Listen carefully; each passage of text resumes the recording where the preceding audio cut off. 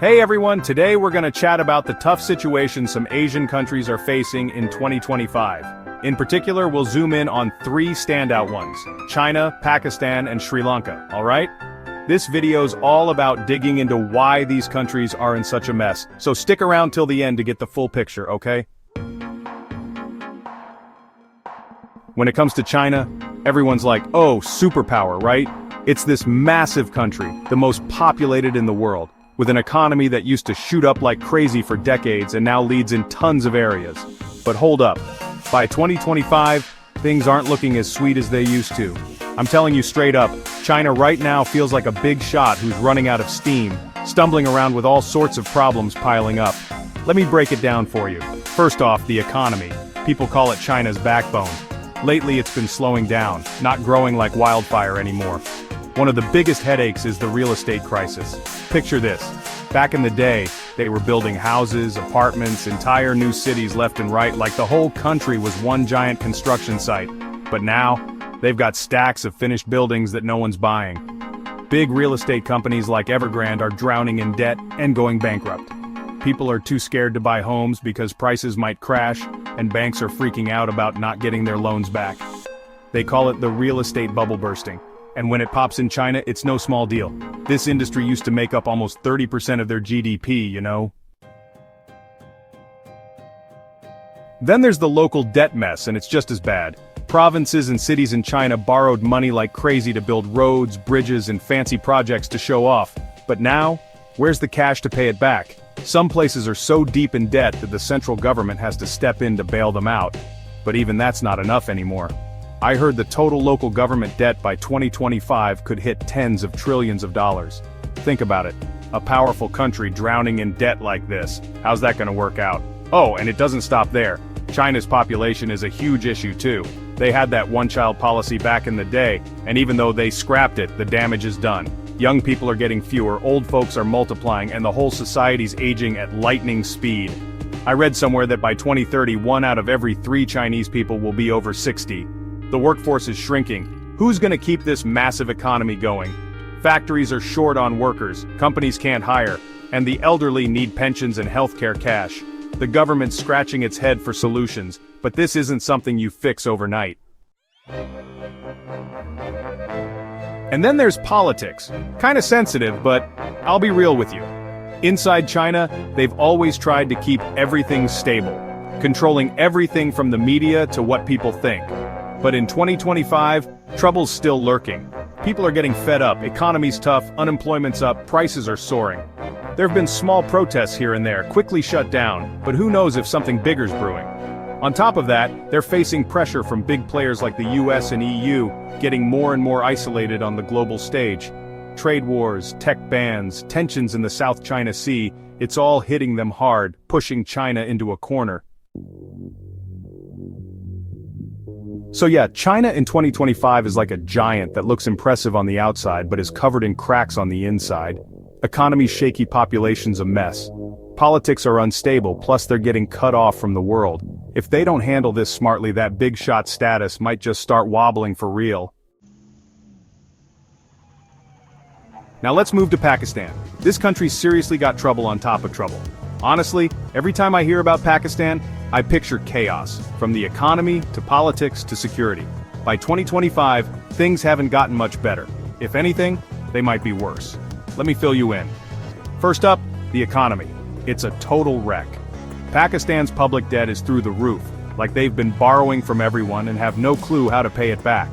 World Bank, IMF, even China, they've hit up everybody, but the money coming in is peanuts compared to what's going out. I heard their foreign debt by 2025 could top $100 billion, and their GDP just can't handle that. People are struggling, prices are shooting up like crazy from rice to electricity, everything's getting pricey. They say Pakistan's in a hidden default situation, not officially bankrupt yet, but everyone can see they're barely hanging on. Politics? Don't even get me started, it's a mess, like a bowl of tangled noodles. In Pakistan, the military's always had a loud voice, sometimes even overpowering the civilian government. By 2025, the tension between political parties and the army still hasn't cooled off. One minute the prime minister's getting booted, the next elections are delayed. People are fed up because they don't know who to trust. I remember a few years back when Prime Minister Imran Khan got kicked out and the whole country erupted in protests. That scene's still playing out now, no change. The military keeps sticking its nose in, and people are frustrated but too scared to speak up much. Security's another massive headache in Pakistan. Bombs, terrorists, they're lurking everywhere, especially near the Afghan border. The Taliban and other extremist groups are super active and the government can't keep them under control. People live in fear, never knowing if it's safe to step outside. And then there's the climate kicking them while they're down. Pakistan's one of the hardest hit places by climate change. Floods non-stop, droughts that'll make your head spin. I remember back in 2022, floods left millions homeless, and they still haven't fully recovered. By 2025, it's even worse with disasters piling up. All in all, Pakistan in 2025 is a total mess. Economy's tanking, debt's overwhelming, politics are unstable, security's awful, and natural disasters just keep coming. I don't know how they'll manage, but the way things look, getting out of this rut anytime soon seems tough. Now on to Sri Lanka. This place has gone straight from paradise to hell. Everyone knows Sri Lanka for its gorgeous beaches, tasty tea, and being a top tourist spot. But by 2025, everything's flipped upside down. This country's sinking in a serious crisis. Let me tell you all about it. First off, there's the public debt crisis. Sri Lanka borrowed a ton of cash from China, the IMF, you name it, to build ports, airports, roads. But those projects, they're not making money. Take the famous Hambantota port. Built it, and barely any ships stopped by. Now it's just a massive debt brick. By 2022 they officially defaulted, couldn't pay their foreign debts. Even with the IMF stepping in by 2025, things still aren't looking up. People are suffering, money's losing value, goods are scarce. At one point folks were lining up for miles to get gas and there wasn't any. Politics in Sri Lanka is a total mess too. Back in 2022, people got so mad at the government's lousy management that they stormed the president's house.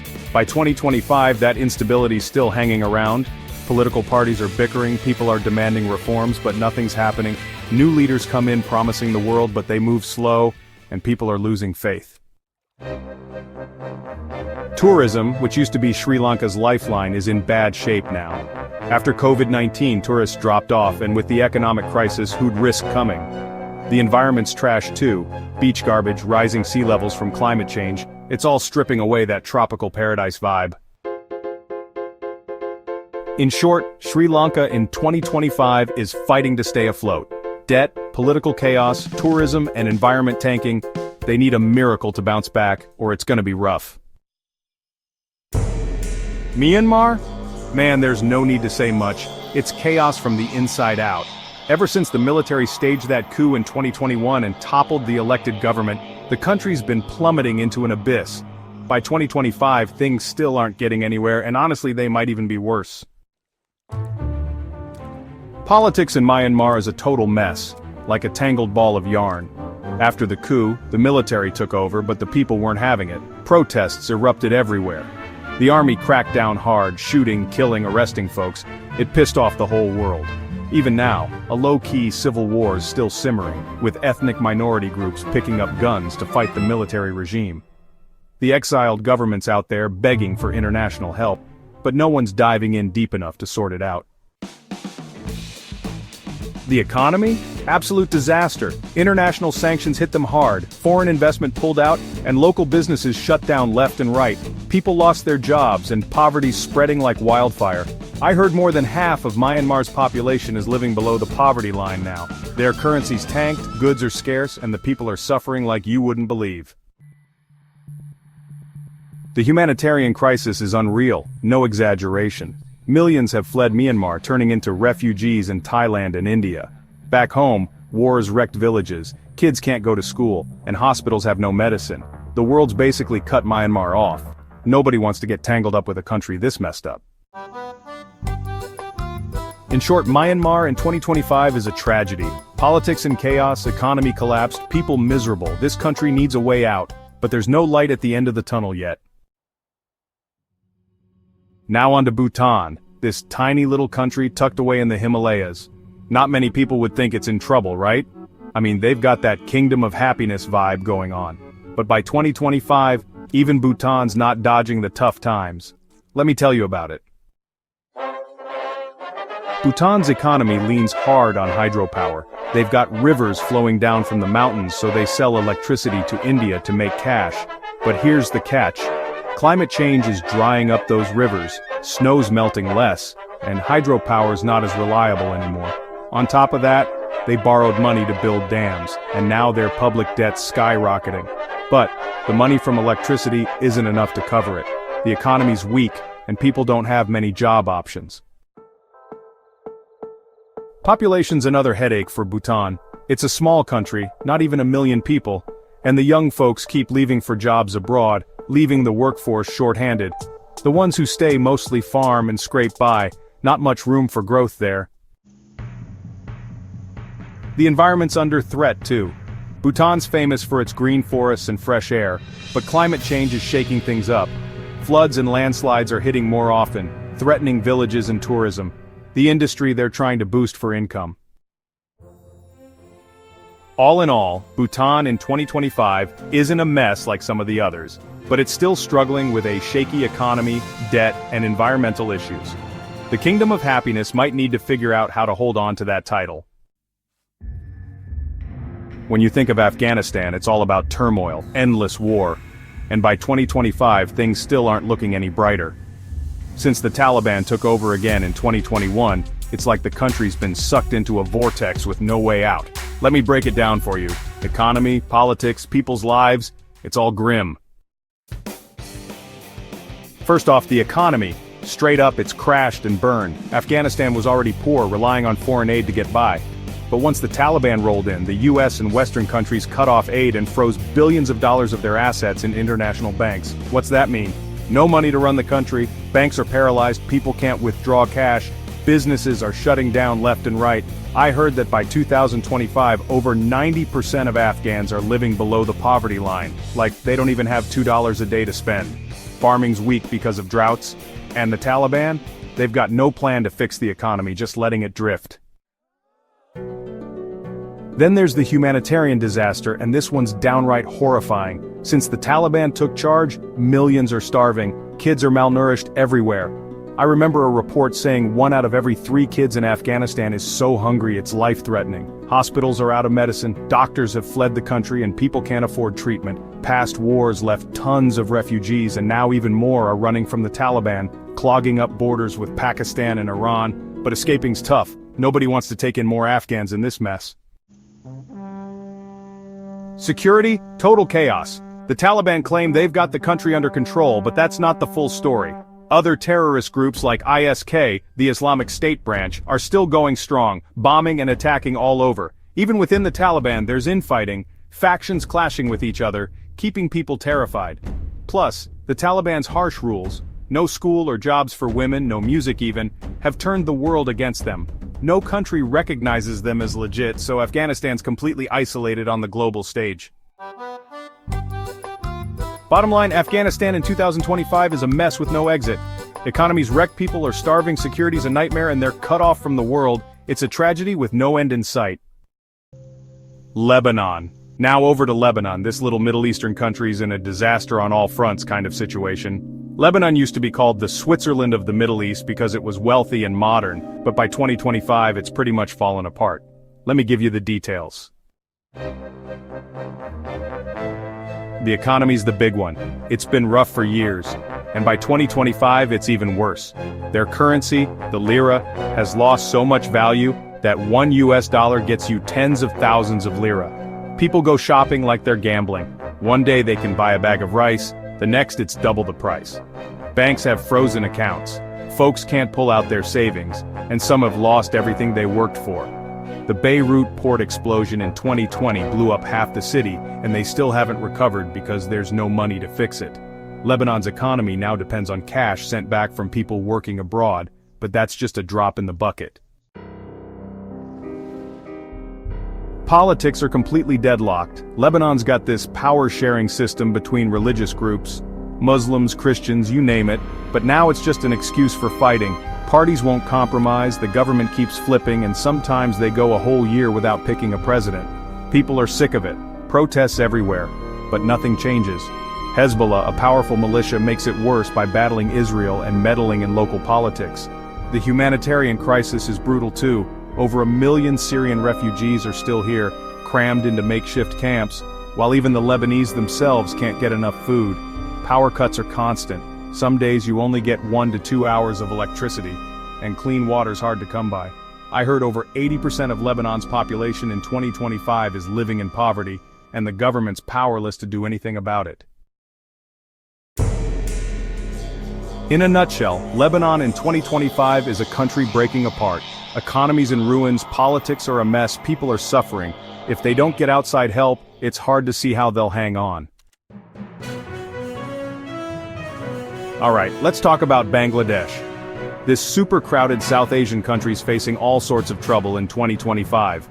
People used to praise Bangladesh for growing fast and tackling poverty well, but now things seem to be stalling, maybe even sliding backward. Let me break it down for you.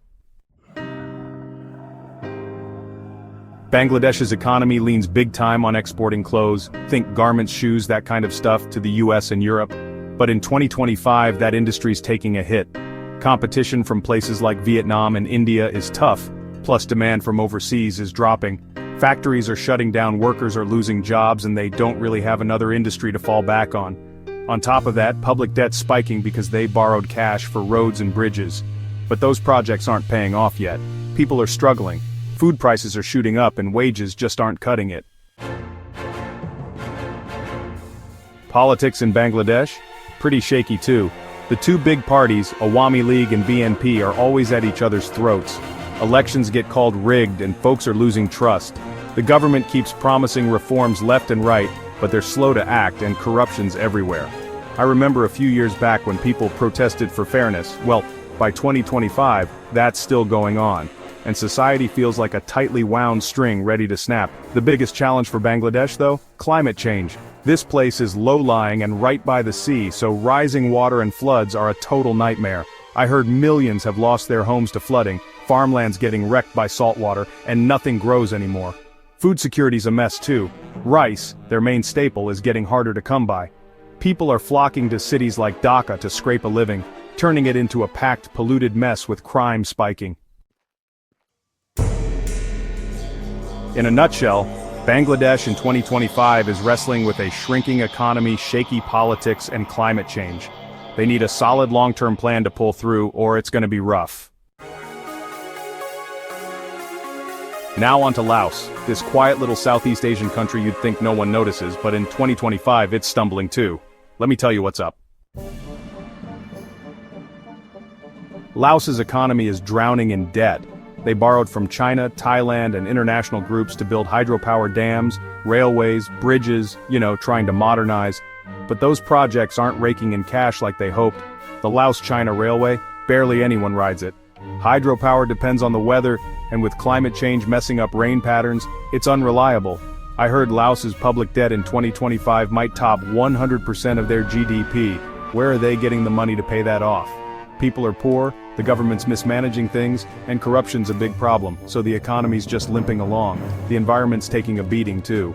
Forests are getting chopped down for dams, roads, and farming, stripping away Laos's green gem of Southeast Asia title. The Mekong River, the lifeline for locals, is drying up because of upstream dams in China, wiping out fish and leaving farmers with no way to make a living. Politics isn't as wild as some other places, but it's got issues.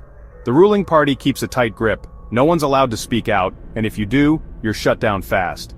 People are frustrated, but they don't dare do much. Just keep their heads down and get by. That vibe makes it hard for Laos to grow. They're stuck in place.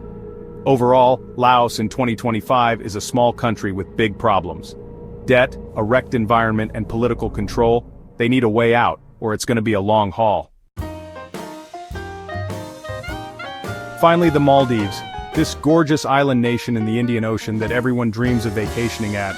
But by 2025, it's topping the at-risk of collapse list for a bunch of reasons. Let me fill you in. The Maldives' biggest threat? Climate change, hands down. This place is super low, averaging just 1 to 2 meters above sea level, so rising oceans are a death sentence. I heard that by the end of this century, over 80% of the Maldives could be underwater, and by 2025, the signs are already glaring. Beaches eroding, saltwater flooding land, villages swamped. People are panicking about where to run, but where do you go when the whole country's just islands? The economy's almost totally tied to tourism. Fancy hotels, blue seas, white sand, that's their bread and butter. But after COVID-19, tourists dropped off big time. And now with climate change eating away at the beaches, who's gonna visit? The economy's tanking and public debt's climbing from loans for resorts and airports, with no cash to pay it back. Politics in the Maldives isn't calm either. Parties are clashing, the government's getting flack for corruption, and people are fed up as life gets harder. Plus, big players like India and China are jumping in, flexing their influence and making things messier. In short, the Maldives in 2025 is a paradise falling apart. Climate change, a crumbling economy, political unrest. If they don't find a fix fast, this place might literally disappear. Alright, so we've just taken a long trip, from China, Pakistan, and Sri Lanka all the way to the Maldives. These Asian countries facing all kinds of struggles in 2025. What's the deal? Economies are shaky, debts piling up, politics are a mess, and climate change is like the final straw. Each country's got its own story, but the common thread is they're all fighting to survive in a world that's getting crazier by the day. Honestly though, this isn't just their problem. If these countries can't pull themselves up, the whole Asian region and even the world will feel the ripple effects. So what matters now is resilience, adaptability, like finding a way to stay afloat in a storm. Can they do it? Only time will tell. Time. Lastly, if you like this video, don't forget to hit that follow button for more cool stuff. Drop a comment below. What do you think? Which country on this list will bounce back first? We'd love to hear your thoughts. Catch you in the next video.